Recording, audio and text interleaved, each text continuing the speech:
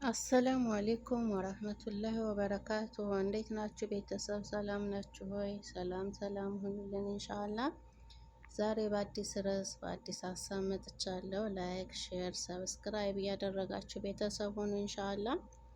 የዛሬው ርዕሴ የቡና የጤና ጥቅሞች በሚል ዙሪያ ነው ማለት ነው። ቡና ያው በሀገራችን የሚመረት በብዛት የሚመረት እና አገራችንም በምርቷ የምትጠራበት ለሀገራችንም ብዙ ገቢ የምናገኝበት ቡና ነው ማለት ነው።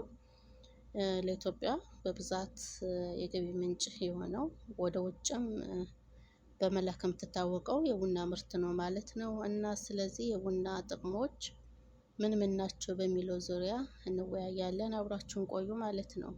ያው ቡና በውስጡ ብዙ ጠቃሚ ነገሮች አሉት። ከማነቃቃትም ንቁ ከማድረግም ባሻገር ብዙ የጤና ጥቅሞች አሉት ማለት ነው። እስቲ እነሱ ምን ምን ናቸው በሚለው ዙሪያ እንወያያለን። አብራችሁን ቆዩ። ላይክ በማድረግ ሼር በማድረግ አብራችሁን ቆዩ ኢንሻአላ። የቡና የጤና ጥቅም ቡና ንቁ መሆን ብቻ ሳይሆን ብዙ የሚያስገርሙ የጤና ጥቅሞች አሉት ማለት ነው። አንደኛው ክብደትን በመቀነስ ቡና ክብደትን በመቀነስ ረገድ ጥሩ ጥቅም አለው ማለት ነው። ይህም የሚሆነው ካፋይን የሚባል ንጥረ ነገር በውስጡ ስላለ ያ ንጥረ ነገር ምግብ ክብደትን በመቀነስ ስብን በማቃጠል እና የምግብ ፍላጎትን በማፈን በእነዚህ ተጽዕኖ ምክንያት ቡና ጠጪዎች ጤናማ ክብደትን ለመጠበቅ ቀላል ሊሆን ይችላል ማለት ነው። ሌላኛው ደግሞ የአእምሮ ንቃትና የግንዛቤ ተግባር ያፋጥናል ማለት ነው። አእምሯችን ንቁ እንዲሆን ያስችላል ማለት ነው። ሌላኛው ደግሞ አእምሯችን ንቁ እንዲሆንና የማዕከላዊ የነርቭ ስርዓት አነቃቂ እንዲሆን አእምሯችን እንዲነቃቃ የነርቭ ስርዓታችን እንዲነቃቃ ያደርጋል። የቡና አዘውትሮ መጠጣት በውስጡ ባለው ንጥረ ነገር የነርቭ ስርዓትን ያሻሽላል ማለት ነው። ነርቮች በበሽታ የመጋለጥ እድላቸውን ዝቅተኛ ያደርግልናል ማለት ነው። ቡና በውስጡ አንቲኦክሲደንትስ እና በሽታ የመከላከል አቅም አለው ማለት ነው። ቡና በጸረ ሙቀት አማቂዎች የበለጸገ ነው። በውስጡ ብዙ ነገሮች አሉት እና ውጥረትንም ድብርትንም ለማነቃቃት ይረዳል ማለት ነው። እነዚህ በውስጡ ያሉ በሽታ ተከላካይ ንጥረ ነገሮች በውስጡ አሉ ማለት ነው። ሌላኛው ደግሞ የጉበት ጤናን ይጠብቃል።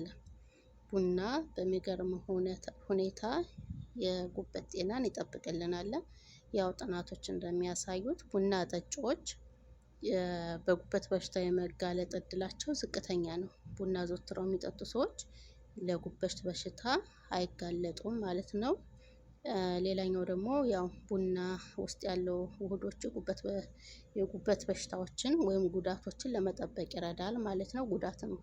ጉበት ጉዳት ላይም ከሆነ ወይም አደጋ ላይ ከሆነ በሽታዎች እንዲያገግሙ ይረዳል ማለት ነው። ቡና በጤና ላይ ብዙ የጤና ጠቀሜታዎች ያሉት ቢሆንም በተለይ ደግሞ በብዛት ወይም በተወሰነ ሰዎች ሲወሰድ ግምት ውስጥ በማስገባት አንዳንድ አደጋዎች ሊኖሩት ይችላሉ ማለት ነው። ቡና አብዝቶ ከመጠን በላይ ለሚወስዱ ሰዎች አንዳንድ ተጓዳኝ እንትን ሊኖር ይችላል ማለት ነው። እና የቡና ጥቅሞች በደም ግፊት ላይ ተጽዕኖ ሊኖረው ይችላል። ጉዳቶቹ ቡና በጊዜያዊ የደም ግፊት መጨመር ሊያስከትል ይችላል። ምንም እንኳን ተጽዕኖ ለመደበኛ ጠጪዎች ይቀንሳል። ይሁን እንጂ የደም ግፊት ያለባቸው ወይም ለልብ ህመም የተጋለጡ ሰዎች የቡና አወሳሰዳቸውን መከታተል አለባቸው ማለት ነው። የልብ ህመም ያለባቸው እና የደም ግፊት ያለባቸው ሰዎች ቡናን ሲወስዱ ወይ ሲጠጡ ገደብ መኖር አለበት ማለት ነው። ሌላኛው ደግሞ የአጥንት ጤና ይጠብቃል ማለት ነው። ያው በውስጡ ባለው ንጥረ ነገር የአጥንትን የጤና ሁኔታ ይጠብቅልናል። ከፍተኛ የካይፌን መጠን መውሰድ ወይም የካልሲየም መጠንን ሊያስተጓጉል ይችላል ማለት ነው። ያው ይቅርታ የአጥንት የጤናን ሊያስተጓጉል ይችላል። የአጥንት ጤናን ሊያስተጓጉል ይችላል። ይህም የአጥንት ጤና ሊጎዳ ይችላል ማለት ነው። ቡና አዘውትሮ መጠጣት የአጥንትን ጤና ሊያስተጓጉል ይችላል ማለት ነው። እና የቡና አጠቃቀምን መገደብ ይኖርብናል። አደጋ ሊቀንስ ይችላል ማለት ነው። ያው በብዛት ሲወሰድ ነው እንጂ አትወሰዱ አይደለም። በብዛት ከመጠን በላይ መውሰድ ያው ጠዋት ማታ ያው እንትን ነው። ግን በብዛት ደግሞ አንዳንዴ ከመጠን በላይ ለሆኑ አወሳሰድ ላለባቸው ወይ ደግሞ ሱስ ላለባቸው ከመጠን በላይ መውሰድ ያው አንዳንድ ችግሮች፣ ተጓዳኝ ችግሮች፣ ደም ግፊት ላለባቸው፣ የልብ ህመም ላለባቸው እና ደግሞ አልፎ አልፎም ግን የአጥንት ጉዳት ሊያስከትል ይችላል ማለት ነው። ወይ የአጥንት እንትን ማለት ነው። እና ሌሎች ደግሞ ነፍሰ ጡር ሴቶች በአጠቃላይ የእርግዝና ችግሮችን ወይም የፅንስ እድገት ጉዳዮችን ለመቀነስ የካይፌን ፍጆታን እንዲገድቡ ይመከራል ማለት ነው። ያው ነፍሰ ጡር ሴቶችም አልፎ አልፎ ሊገደብ ይችላል አወሳሰዳቸው ማለት ነው። ይህን ይመስላል ጥንቃቄዎችና ምክሮች ስለ ቡና ጥቅም። የሚከተሉት ጥንቃቄዎች የቡና ፍጆታን ያው በኃላፊነት ለመቆጣጠር ይረዳሉ ማለት ነው።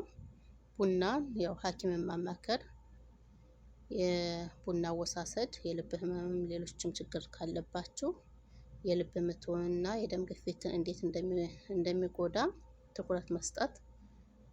ሌላኛው ደግሞ በተለይ ከልብ ጋር የተገናኙ የጤና ችግሮች ካጋጠማችሁ መጠነኛ ፍጆታ በማድረግ መከታተል። ዝቅተኛ የካይፌን አማራጮችን መምረጥ። ቡና ሙሉ በሙሉ ሳያቋርጡ የካይፌን ቅበላን ለመቀነስ ካፍ ቡና ያው አወሳሰዱን መገደብ ማለት ነው። ጉዳቱን እየቀነሱ የቡና የጤና ጠቀሜታ ከፍ ለማድረግ የሚከተሉትን ምክሮችን ማድረግ ይኖርባችኋል።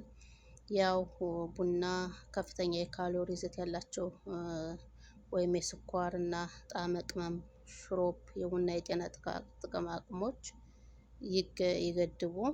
ያው ቡና አወሳሰዳችንን መገደብ መኖር ይኖርበታል ማለት ነው። ያው ቡና በሀገራችን ጠዋትም ማታም የሚወሰድ ነው፣ የምንጠጣው ነው። የሚወሰድ ብቻ ሳይሆን በጣም የምንወደው በሀገራችን የሚመረት በሀገራችን በእኛው በኢትዮጵያውያን የሚመረትና ለውጭም የሚላክ በባህልም በዘመናዊም ተፈጭቶ ለመጠጥነት የሚውል ነው ማለት ነው። እና ቡና ብዙ ጥቅም ከማነቃቃት ባሻገር በሽታ የመከላከል አቅምን ያዳብርልናል። ያው ብቻ የልብ ህመም ያለባችሁና የደም ግፊት ያለባችሁ ሰዎች ገደብ አድርጋችሁ ብትጠጡ የተሻለ ነው ማለት ነው። በቡና የነበረውን ዙሪያ ይሄን ይመስላል።